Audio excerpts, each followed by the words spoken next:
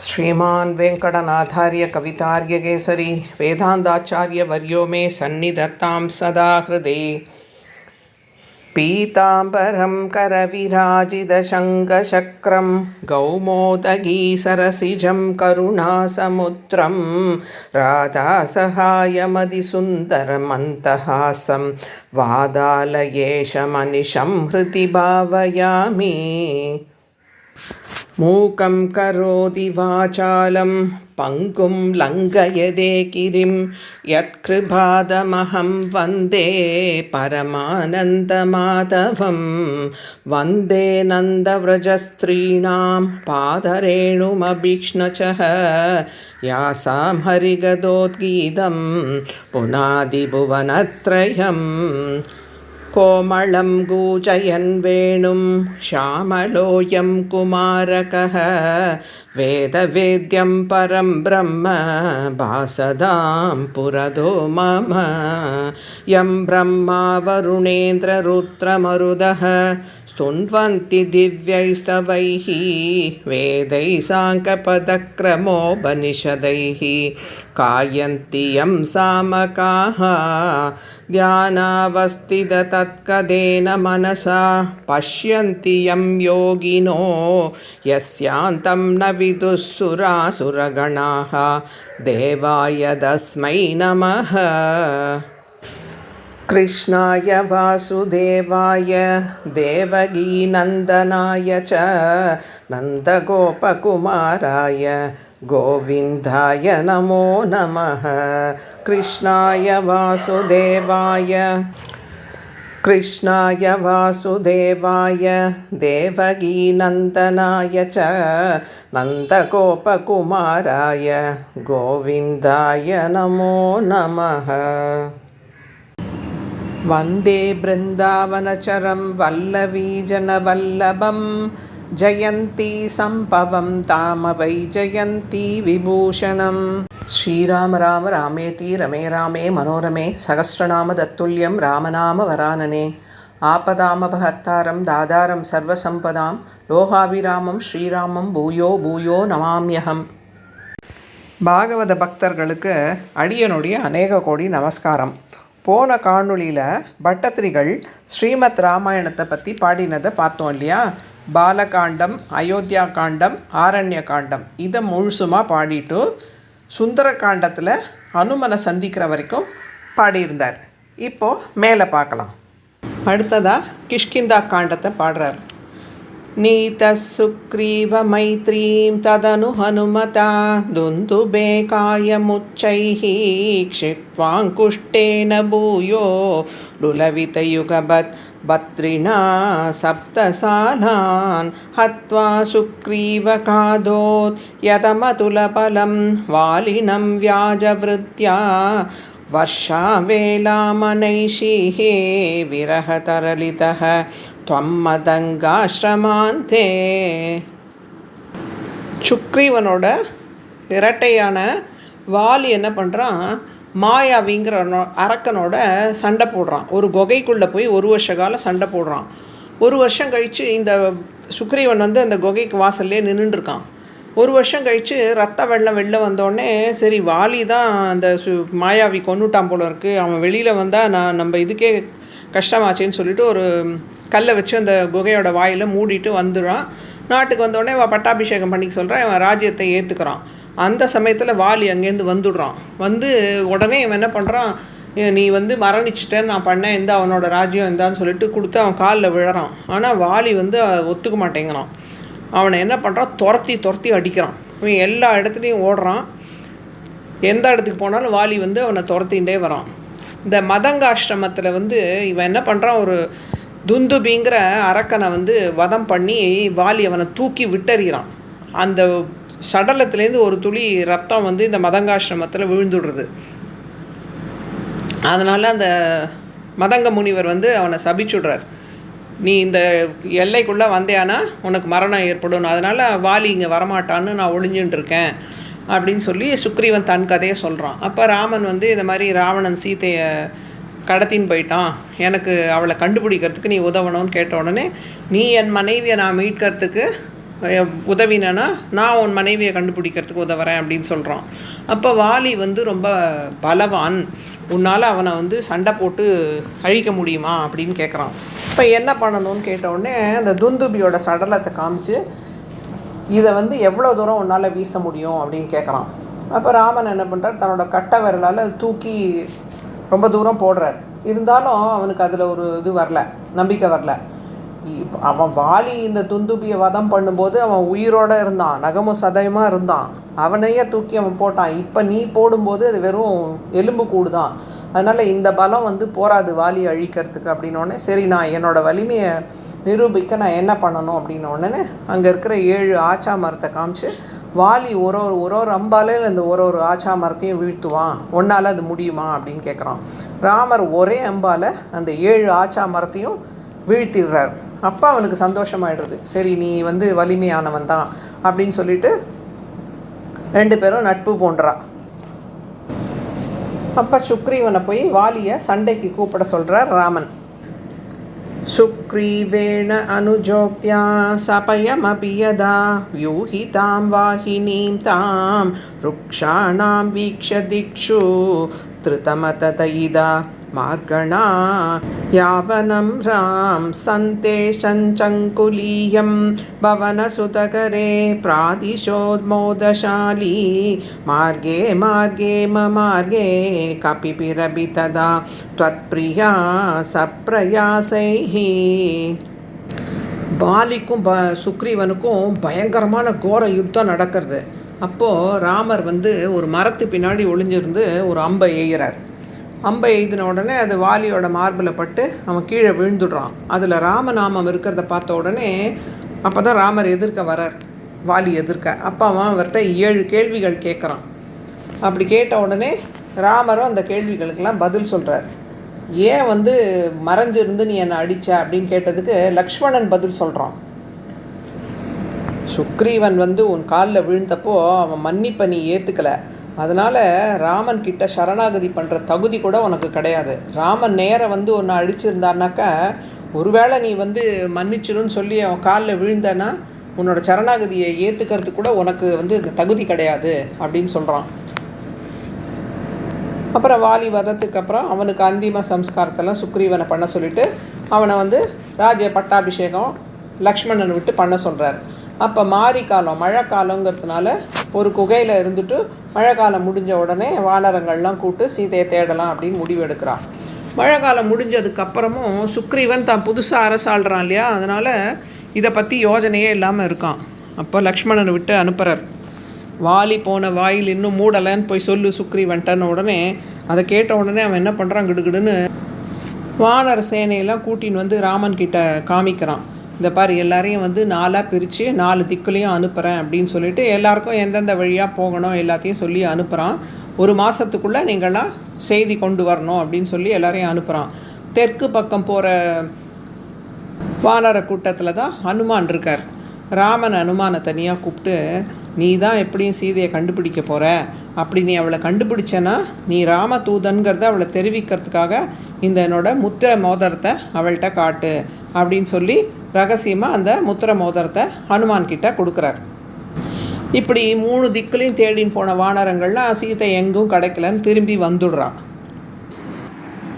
त्वत्वार्थ आकर्णनोत्यदु करुदुरुजव सम्पादि वाक्य प्रोत्तीर्ण अन्नोतिः अन्तनगरी जनकजां वीक्ष्य तत्त्वङ्कुलीयं प्रक्षुत्योद्यानमक्षक्षपणचणरणः सोढबन्धो दशास्यं दृष्ट्वा ब्लिष्ट्वा च लङ्कां जडिति स हनुमान् मौलिरत्नं तदौते. இப்போ 3 திக்குலையும் போன வானரர்கள்லாம் திரும்பி வந்துடுறா, எங்கேயுமே சீத்தை கிடைக்கலன்னு. இந்த தெற்கு பக்கம் போனவா தெரியாமல் ஒரு குகைக்குள்ளே போயிடுறா. அங்கே இருக்கிற ஸ்வயம் பிரபை வந்து இவாளை அந்த குகையிலேருந்து வெளியேற்றி திருக்குறுங்குடி கிட்ட விந்தியமலை கிட்ட இவாளை சேர்த்துடுறா. இதுக்குள்ளே சுக்ரீவன் கொடுத்த கெடுவும் தாண்டி போய்டுறது. இவள் இன்னும் சீதையை கண்டுபிடிக்கலன்னே இந்த வானரர்கள்லாம் சொல்கிறா, எப்படியும் சுக்ரீவன் வந்து நம்மலாம் திரும்பி போனால் நம்மளுக்கு மரண தண்டனை தான் கொடுப்பான், நம்ம வந்ததும் தாமதித்து வந்திருக்கோம், சீத்தையும் கண்டுபிடிக்கலன்னு, அவன் கையால் நம்ம சாகிறதுக்கு பதிலாக நாம்ளே உண்ணாவிரதம் இருந்து இறந்துடுவோம் அப்படின்னு சொல்லி எல்லாம் உட்காந்து ராமநாமத்தை சொல்கிறது. இந்த ராமநாமத்தை கேட்ட உடனே பின்னாடி அந்த மலை மேலே இருந்த சம்பாதிக்கு சிறகெல்லாம் முளைக்கிறது. அவர் உடனே கீழே இறங்கி வந்து நீங்கள்லாம் யார் அப்படின்னு கேட்ட உடனே இவன் எல்லாத்தையும் சொல்கிறான், ராமர் சரிதத்தெல்லாம் சொல்லி இந்த மாதிரி சீதையை ராவணன் கடத்தின்னு போயிட்டான், அப்போ ஜடாயு சண்டை போட்டு அவரும் இறந்துட்டார், இந்த எல்லாம் தசரதனால் வந்தது, அவர் கைகேயிக்கு கொடுத்த வரத்தை காப்பாற்றுறதுக்காக ராமனை காட்டுக்கு அமிச்சதுனால ஜடாயு இறந்துட்டார், அடுத்தது நாங்கள் இல்லாமல் இறக்க போகிறோம் அப்படின்னு உடனே இவர் வந்து இந்த சம்பாதி வந்து ஜடாயுவோட அண்ணன், என்னது என் தம்பி இறந்துட்டானா அப்படின்னு சொல்லிட்டு அப்போ இவாள்லாம் கேட்குறான், நீ இங்கே தானே இருக்க, அப்போது சீதையை ராவணன் தூக்கின்னு போனதை நீ பார்த்துருப்பியே அப்படின்னு சொல்லி எங்கே கொண்டு வச்சுருக்கான் அப்படின்னு கேட்டவுடனே அவர் என்ன பண்ணுறார், மேலேருந்து போய் பார்த்துட்டு அவன் இந்த பக்கமாக தான் கடலை தாண்டி லங்கையில் சீதையை சிறை வச்சுருக்கான் அப்படின்னு சொல்லிட்டு பறந்து போயிடுறார். அப்போது இந்த கடலை எப்படி தாண்டி போகிறது அந்த பக்கம் அப்படின்னு யோசிக்கிறான். அப்போ ஜாம்பவான் என்ன பண்ணுறார், அனுமானை கூப்பிட்டு, அனுமான் உன்னோட சக்தி உனக்கு தெரியாது, நீ சின்ன குழந்தையாக இருந்தபோது முனிவர்கள்கிட்டலாம் விஷமம் பண்ணதுனால அவள் வந்து உன் சக்தி உனக்கு மறந்து போட்டோன்னு உன்னை ஒரு சபிச்சுட்டா, அதனால் உன்னோட சக்தி உனக்கு தெரியாது, உன்னால் மேலே மலை மேலே ஏறி அங்கேருந்து பறந்து போய் கடலை தாண்டி போக முடியும் அப்படின்னு சொன்ன உடனே ராமநாமத்தை சொல்லிட்டு ஹனுமான் வந்து கடலை தாண்டி லங்கைக்கு போயிடுறார். அடுத்ததாக சுந்தரகாண்டத்தை பாடுறார். அங்கே போய் எல்லா இடத்துலையும் தேடுறார், எங்கேயும் பிராட்டி கிடைக்கல. கடைசியில் அசோகவனத்தில் பிராட்டி இருக்கிறத கண்டுபிடிச்சி தான் ராமதூதன் அப்படின்னு அவளை நம்ப வச்சு எல்லா அடையாளங்களையும் சொன்னப்புறமும் ராம அங்குலியத்தை சீதைக்கிட்ட கொடுக்கலையாம் அனுமான், காட்டினாராம். தாயே இது ராம மோதிரம் தானான்னு பாருங்கோ அப்படின்னு. ஏன்னா இதை அவர் கொடுத்தா பிராட்டி கை தாழ்ந்து போயிடுமா வாங்கிறதுக்காக, அந்த மாதிரி நேரக்கூடாதுங்கிறதுனால அதை காட்டினாராம். அப்புறம் பிராட்டி அதை எடுத்து பார்த்துட்டு அதை கண்ணில் ஒத்திண்டு ஆமாம் இது ராமனோட மோதிரம் தான் அப்படின்னு சொல்லி வாங்கிக்கிறான். பிராட்டியும் தன்னை வந்து அனுமான் பார்த்ததுக்கு பதிலாக தன்னுடைய சூடாமணியை கொடுக்குறா. அப்படியே அம்மை குருவாயிருப்பா அப்படின்னு கேட்குறாரு. ராவணனை சந்திக்கணும் அப்படின்னு சொல்லிட்டு இவர் என்ன பண்ணுறார், இந்த அசோகவனத்தை துவம்சம் பண்ணுறார். அப்போ எப்படி ராவணனை பார்க்குறதுக்கு கூட்டின்னு போவான்னு எல்லாரும் அவனோட ஆட்களெல்லாம் சேனைகளெல்லாம் அனுப்புகிறான், எல்லாரையும் இவர் அடித்து கொண்டுடுறார். அப்புறம் கடைசியில் இந்திரஜித் வந்து இவரோட நாகபாசரத்தால் இவரை கட்டி கூட்டின்னு போகிறான் ராவணன் சபைக்கு. அங்கே போய் இவர் வந்து அவனுக்கு அறிவுறுத்துறார், இந்த மாதிரி நீ வந்து பண்ணுறது தப்பு, இன்னொருத்தர் மனைவியை தூக்கின்னு வந்து இந்த மாதிரி சிறைப்பிடிக்கக்கூடாது, ராமர்கிட்ட கொண்டு விட்டு மன்னிப்பு கேளு, அவர் மன்னிச்சு உன்னை விட்டுடுவார் அப்படிலாம் சொன்னோடனே அவன் என்ன பண்ணுறான், கேட்க மாட்டேங்கிறான். இந்த வானரத்தோட வாலில் வந்து தீ வச்சு அனுப்புங்க அப்படின்னு உடனே வாலில் நெருப்பு வச்ச உடனே அந்த லங்கை மொத்தத்தையும் தீக்கிரையாக்குறார். அப்போ தான் அவருக்கு அடடா அசோகவனத்தில் பிராட்டி இருக்காளேன்னு போய் பார்த்து பிராட்டிக்கு எந்த ஆபத்தும் இல்லை அப்படிங்கிறத தெரிஞ்சுட்டு கடலை தாண்டி மறுபடியும் இக்கரைக்கு வந்து ராமன் இருக்கிற இடத்துக்கு வந்து சேர்றார். திரும்ப கடலை தாண்டி வந்து சூடாமணியை கொடுத்தார். யார்கிட்டன்னு போடுறது சந்தை செடிக்காமல் அப்படின்னு பட்டதிரிகள் யோசிக்கும்போது கர்ப்ப கிரகத்துலேருந்து குரல் வருதான், உங்ககிட்ட அதாவது குருவாயூரப்பன்ட்ட கொடுத்தாருன்னு முடிச்சுடு அப்படிங்கிறார். அப்படின்னு சொல்லிட்டு தன் மடியிலேருந்து சூடாமணி எடுத்து காட்டுறார் குருவாயூரப்பன். அப்போ பட்டத்திரிகள் கேட்குற, ராமன் கிட்ட ஹனுமான் கொடுத்த சூடாமணி உன்கிட்ட எப்படி வந்தது அப்படின்னு. முதல் தசகம் பாட ஆரம்பிக்கும் போதே ராம அவதாரத்தை பாடின போதே குருவாயூரப்பன் இவருக்கு ராமராக தான் காட்சி கொடுத்துட்டுருக்கார். எல்லா இடத்துலையும் ஒரு ஒரு பாட்டும் பாடினதுக்கப்புறம் கேட்குறாரு, அப்படியா ராமா குருவாயூரப்பா இப்படி நடந்துதாமே அப்படி நடந்துதாமேன்னு ஆமாம் ஆமாம்னு குருவாயூரப்பன் சொல்லிகிட்டே இருக்கார். இத்தனை நேரம் நீர் தானே பாடின்னு இருந்தீர், வாமனனாக அவதாரம் பண்ணது நீர் தானா குருவாயூரப்பா, ராமராக வந்தது நீர் தானா, நிருசிம்மனாக வந்தது நீர் தானான்னு கேட்டுட்டு இருந்தீர், நானும் ஆமாம் ஆமான்னு சொல்லிட்டு வந்தேன், இப்போ என்ன உமக்கு சந்தேகம், ராமனும் நானே கிருஷ்ணனும் நானே அப்படின்னு சொல்கிறார். त्वं सुग्रीव अंकदादि प्रबल कविचमो चक्र विक्रांत भूमि चक्रोऽभिक्रम्य पारे जलति निशिशरेन्द्र अनुजाश्रीयमाणः तत्प्रोक्तां शत्रुवार्तां रहसि निशमयन् प्रार्थना पार्थ्यरोष प्रास्ताग्नेयास्त्रतेजः त्रसदु ततिगिरा லப்தவான் மத்திய மார்க்கம். இப்போ இந்த கடலை தாண்டி எல்லா வானரங்களும் எப்படி போக முடியும்னு அவள் யோசிச்சுட்டு இருக்கும்போது ராவணனோட தம்பியான விபீஷ்ணன் என்ன பண்ணுறான், அனுமான் வந்துட்டு லங்கையை தீக்கரையாக்கிட்டு வந்த உடனே அவன் ராவணனுக்கு அறிவுரை சொல்கிறான். ஒரு வானரம் வந்ததுக்கே லங்கையே எரிஞ்சு போச்சு, நீ இப்போவாது சீதையை ராமன் கிட்ட கொடுத்துட்டு மன்னிப்பு கேட்டுடு, அப்போ தான் தப்பிக்கலாம் அப்படின்னு சொன்ன உடனே அவன் திட்டி இவனை அனுப்பிச்சுட்றான். அதனால் விபீஷ்ணன் ராமன் கிட்ட சேர்றான். விபீஷ்ணன் ராமன் கிட்ட சரணாகதி பண்ணுறான்.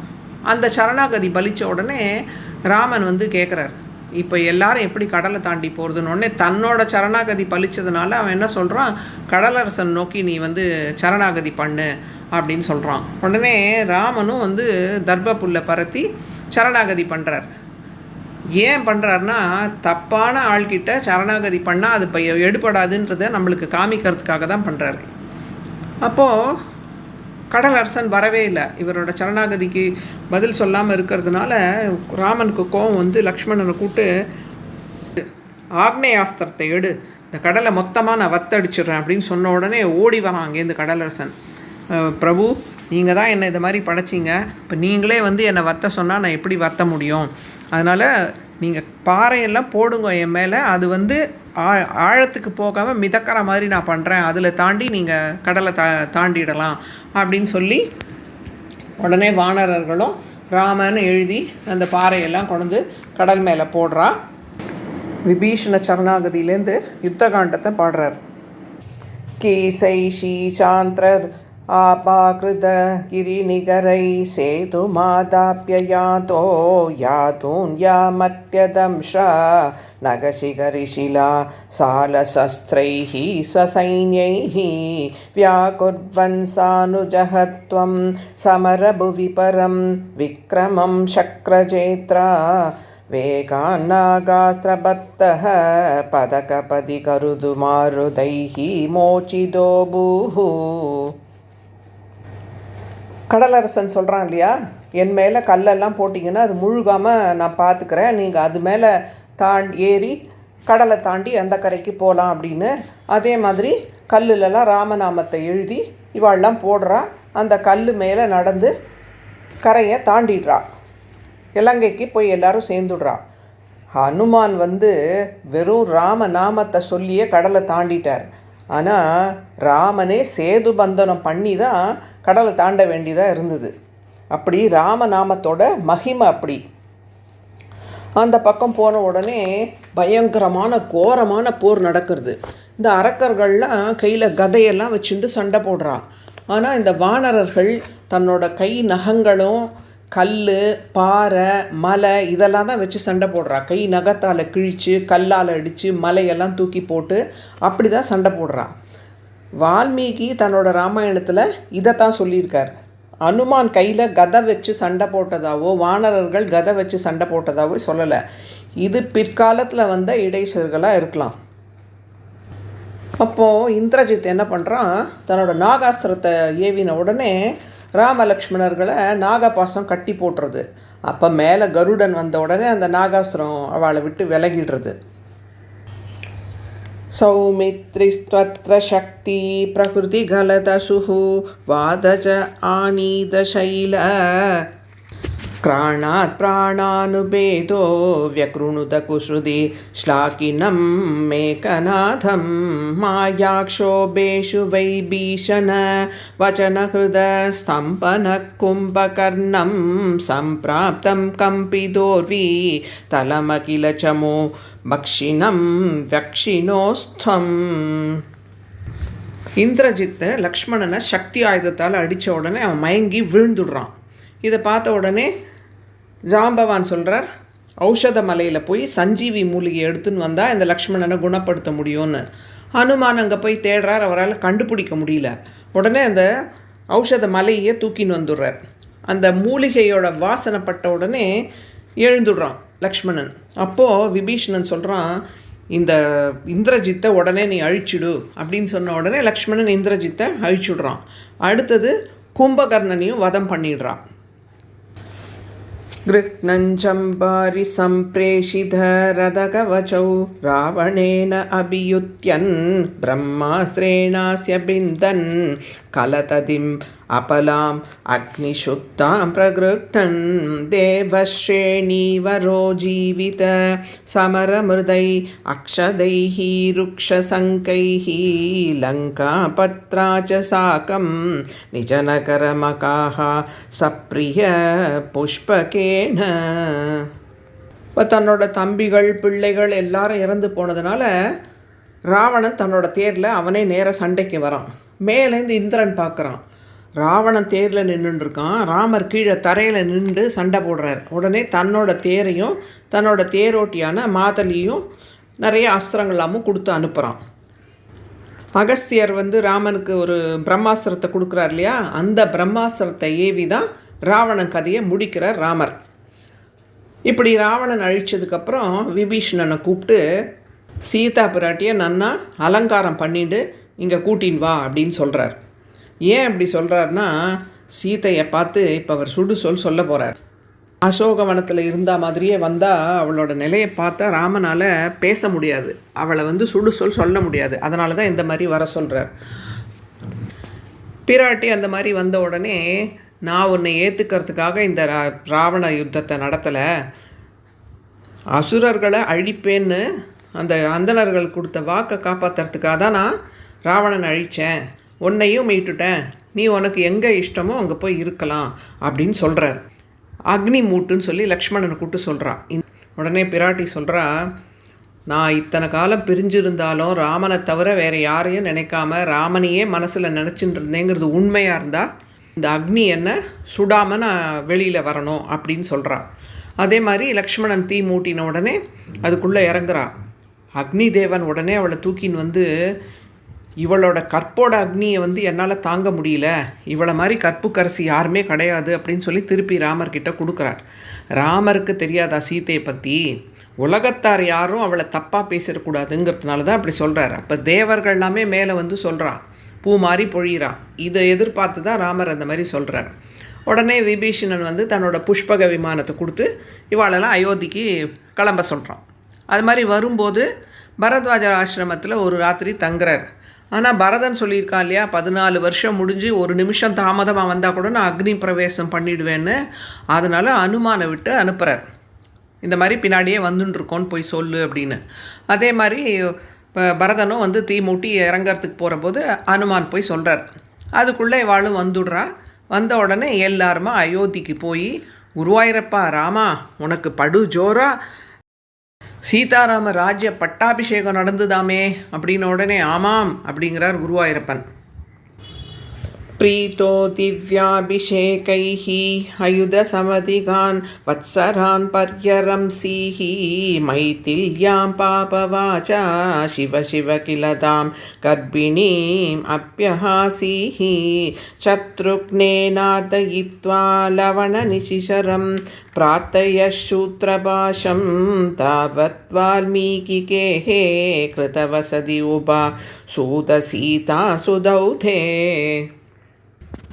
இப்படி ராஜ்ய பரிபாலனம், ராம ராஜ்யத்தை ஆண்டுன்னு வரார். அப்போது சீதா பிராட்டி கர்ப்பிணியாரா. அப்போது கர்ப்பிணியான மனைவியை கேட்குறாரு, உனக்கு என்ன ஆசை இருக்குதுன்னு சொல்லு, நான் நிறைவேற்றுறேன் அப்படின்னு சொல்லி. அவள் அப்போ சொல்கிறா, நம்ம வனவாசத்தும் போது முனிவர்களோடலாம் சேர்ந்து அவளோட ஆசீர்வாதத்தெல்லாம் வாங்கினோமே, அதே மாதிரி இப்போ என் பிள்ளைக்கும் அது கிடைக்கணும், அதனால் அந்த ரிஷிகள் முனிகளுக்கு நடுவில் நான் போய் வசிக்கணும் அப்படின்னு சொல்கிறான். ஏற்கனவே ஒருத்தன் அவனோட மனைவி ஒரு நாள் வெளியில் எங்கேயோ தங்கி இருந்துட்டு அடுத்த நாள் வந்த உடனே, நான் என்ன ராமன் நினச்சியா இன்னொருத்தனோட இடத்துல போய் இருந்துட்டு வந்தவளை ஏற்றுக்கிறதுக்கு அப்படின்னு சொல்லி பேசுகிறான். அது சீதை காதில் பட்டுடுத்து. இதை சொன்னால் ராமன் வருத்தப்படுவான்னு சொல்லிட்டு தானே கேட்குற மாதிரி இந்த மாதிரி கேட்குறான். ராமருக்கும் இந்த விஷயம் தெரியறதுனால சீதை மேலே பழி வரக்கூடாது. இப்போ அவள் கேட்குறான்னு அனுப்பிச்சா பர்த்தாவை விட்டுட்டு இவ காட்டுக்கு போயிட்டா அப்படின்னு பழி சீதை மேலே வரும் இல்லையா, அதை தவிர்க்கணும்னு சொல்லிட்டு தானே இந்த மாதிரி ஒருத்தன் பேசிட்டான் உன்னை பற்றி, எனக்கு மக்கள் தான் பிரதானம், என்னோடய குடும்பம் முக்கியம் கிடையாது, இப்படி என் மனைவியை பற்றி பேசுனால உன்னை காட்டுக்கு அனுப்புகிறேன்னு சொல்லிவிட்டு அவளை காட்டுக்கு அனுப்பிச்சுட்றார். கர்ப்பிணியை காட்டுக்கு அனுப்புறதை தான் இவர் பாடுறார். பாபவாச்சா சிவசிவ கில தாம் அப்படின்னு பாடுறார். அந்த மாதிரி பொறுக்க முடியாத வார்த்தையை சொல்லிட்டார் ராமர் அப்படின்னு. லக்ஷ்மணனை விட்டு வால்மீகி ஆசிரமத்தில் இவளை இறக்கி விட்டுட்டு வர சொல்கிறார். அதே மாதிரி வால்மீகியும் பிராட்டியை பார்த்து அவளை கூட்டின்னு போய் தன்னோட ஆசிரமத்தில் வச்சு அவளை காப்பாற்றின்னு வரார். அப்போது லவணாசுரன்கிற ஒரு அசுரன் ரொம்ப நாட்டு மக்களுக்கெல்லாம் தொல்லை பண்ணுறான், முனிவர்களுக்கெல்லாம் தொல்லை கொடுக்குறான்னு உடனே சத்ருகுணனை விட்டு அவனை அழித்து அந்த இடத்த மதுவனம்னு மாற்றி அதை ஆண்டுன்னு வர சொல்கிறார். அவன் அப்படி வரும்போது அந்த ராத்திரி வால்மீகி ஆசிரமத்தில் தங்குறான். அன்றைக்கி தான் பிராட்டிக்கு 2 பிள்ளைகள், குசன் லவன்கிற 2 குழந்தைகள் பிறக்கிறான். சம்பூகன்கிற 4ஆம் வர்ணத்தை சேர்ந்தவன் ஒரு தவம் பண்ணுறான், கடுமையாக தவம் பண்ணுறான். எதுக்குன்னா இந்த சரீரத்தோட சொர்க்கத்துக்கு போகணுன்னு. இந்த சரீரத்தோட நம்ம எங்கேயுமே போக முடியாது, சொர்க்கத்துக்குள்ளெலாம் போக முடியாது. அதனால் இவன் இந்த மாதிரி தப்பான தவம் பண்ணுறதுனால துர்நிமித்தங்கள்லாம் வருது. உடனே அந்த ஆச்சாரியர்கள்லாம் சொல்லி, யாரோ ஒருத்தர் இந்த மாதிரி ஒரு தவம் பண்ணிகிட்டு இருக்கா, நீ அவனை கண்டுபிடிச்சி அழிச்சாதான் நாடு சுபிக்ஷணமாக இருக்கும் அப்படின்னு சொன்னோடனே ராமர் அவனை தேடி கண்டுபிடிச்சி அவனை வதம் பண்ணுறார். அவன் 4ஆம் வர்ணத்தை சேர்ந்தவன் தவம் பண்ணக்கூடாதுங்கிறதுனால ராமர் அழிக்கலை, அவன் தப்பான நோக்கத்தோடு தவம் பண்ணதுனால தான் அவனை அழிக்கிறார்.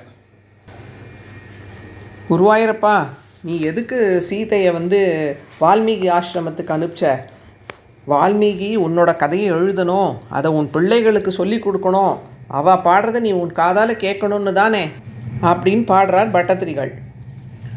வால்மீகே த்வத் சுதோத்கா பிதமதுர கிருதே பிராஜ்ஞயா யக்ஞவாட்டே சீதாம் த்வய்யாப்து காமே க்ஷிதிமவிஷதசௌ त्वं च कालातितो भूः हेतोः सौमित्रिघाती स्वयमधुसरयू मग्ननिःशेषभृत्यैः साकं नाकं प्रयातो निजपदमगमो देववैकुण्ठमाध्यम्. வால்மீகி ராமன் இவ்வளோ சிறந்தவன்னு எல்லாரும் சொல்கிறா, இவர் ஏன் கர்ப்பிணியான சீதையை இப்படி அனுப்பிச்சார் அப்படின்னு அவருக்கு ரொம்ப நாள் ஒரு சந்தேகம் இருந்தது. அப்போ நாரதர் இவரோட சந்தேகத்தெல்லாம் போக்கி சம்க்ஷேப ராமாயணத்தை இவருக்கு சொல்லி எதிர்காலத்தில் நடக்க போகிறதையும் சொல்லி ஸ்ரீமத் ராமாயணத்தை எழுத சொல்கிறார். அதை மாதிரி இவர் இயற்றின ஸ்ரீமத் ராமாயணத்தை ராமரோட பிள்ளைகளான குச்சலவனுக்கு சொல்லி கொடுத்து அவளை அங்கே இருக்கிற ஆசிரமத்துக்கெல்லாம் போய் பாட சொல்கிறார். அதை மாதிரி பாடின்னு வந்தவன் நைமிஷாரண்யத்தில் ராமன் அப்போ ஒரு யாகம் பண்ணின்னு இருக்கார். அங்கேயும் பாடுறான். அங்கே அவள் பாடும்போது தான் ராமருக்கு புரியுறது, இவள் தனக்கும் சீதைக்கும் பிறந்த பிள்ளைகள் அப்படின்னு. உடனே ராமனுக்கு சீதையை திருப்பி கூட்டுக்கணும் அப்படிங்கிற ஆசை வருது. வால்மீகி கிட்ட சொல்கிறார், இந்த மாதிரி நீரே அவளை சபைக்கு கூட்டுன்னு இவள் பதிவிரதை, இவளை பற்றி யாரும் தப்பாக பேசக்கூடாதுன்னு சொல்லணும் அப்படின்னு சொல்கிறார். அவர் என்ன பண்ணுறார், சீத்தையும் கூட்டின்னு வர்றார். கூட்டின்னு வந்த உடனே சீத்தை பார்க்குறா, இதை மாதிரி முன்னாடி ஒருத்தன் சொன்னான்னு காட்டுக்கு அனுப்பிச்சாரு, இப்போ திருப்பியும் இன்னும் கொஞ்ச நாள் கழிச்சு இன்னும் வேறு யாராவது சொன்னால் திருப்பி அக்னி பிரவேசம் பண்ண சொன்னால் எத்தனை தடவை அக்னி பிரவேசம் பண்ணுறதுன்னு சொல்லிவிட்டு அவள் என்ன பண்ணுறா, பூமாதேவியை பிரார்த்திக்கிறா. நான் கற்புக்கரசி, ராமனை தவிர வேறு யாரையும் மனசாலையும் நினச்சதில்லைங்கிறது உண்மையானா இந்த பூமி பிளந்து என்னை பூமாதேவி ஏற்றுக்கணும் அப்படின்னு வேண்டுறான். உடனே பூமி பிளந்து பூமாதேவி ஒரு ரத்ன ஆசனத்தை எடுத்துன்னு அதில் தன் மடியில் அவளை வச்சு பூமிக்குள்ளே மறைஞ்சு போய்ட்றான். பார்த்த உடனே ராமனுக்கு ரொம்ப வருத்தமாயிடுறது. தானும் வைகுண்டத்துக்கு போயிடணும் அப்படின்னு முடிவு பண்ணி தன்னோட பிள்ளைகளுக்கும் தம்பி பிள்ளைகளுக்கும் ராஜ்யத்தெல்லாம் பிரித்து கொடுக்குறார்.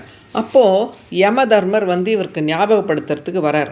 முனிவர் வேஷத்தில் ராமர்கிட்ட சொல்கிறார், உங்ககிட்ட நான் ஒரு முக்கியமான விஷயம் பேசணும், அப்படி நம்ம பேசும்போது யாரும் குறுக்கிடக்கூடாது, யாராவது உள்ளே வந்தான்னா அவளுக்கு உன் வாயாலேயே நீ மரண தண்டனைன்னு அறிவிக்கணும் அப்படின்னு சொல்கிறார். ராமனும் லக்ஷ்மணனை சொல்லிவிட்டு வாயில் காக்க வச்சுட்டு உள்ளே போய் பேசுகிறார். அப்போ தான் தர்மதேவர் சொல்கிறார், யமன் தான் வந்திருக்கிறது முனிவர் வேஷத்தில். அப்போ அவர் சொல்கிறார், இந்த மாதிரி உங்களுக்கு நான் சொல்லணும்னு அவசியம் கிடையாது, ஆனால் உங்களுக்கு ஞாபகப்படுத்துறதுக்காக தான் வந்தேன், நீங்கள் வைகுண்டத்துக்கு வர நேரம் நெருங்கிடுது அப்படின்னு சொல்கிறார். இவன் பேசிகிட்டே இருக்கும்போது துர்வாசர் அங்கேருந்து வரார். அவர் தான் ஒரே கோபமான முனிவராச்சே. வந்த உடனே நான் போய் உள்ள ராமனை பார்க்கணும் அப்படிங்கிறார். அப்போ லக்ஷ்மணன் சொல்கிறான், அவர் முனிவரோட பேசின்னு இருக்கார், இப்போ யாரையும் உள்ளே விடக்கூடாதுன்னு எனக்கு கட்டளை இட்டிருக்கார், கொஞ்ச நாழி பொறுங்கோ அப்படின்னு சொல்கிறான். ஆனால் அவர் தான் கோபம் வருமே, நீ இப்போ என்னை உள்ளே விடலைன்னா நான் இந்த மொத்த அயோத்தியுமே சபிச்சுடுவேன் அப்படின்றார்.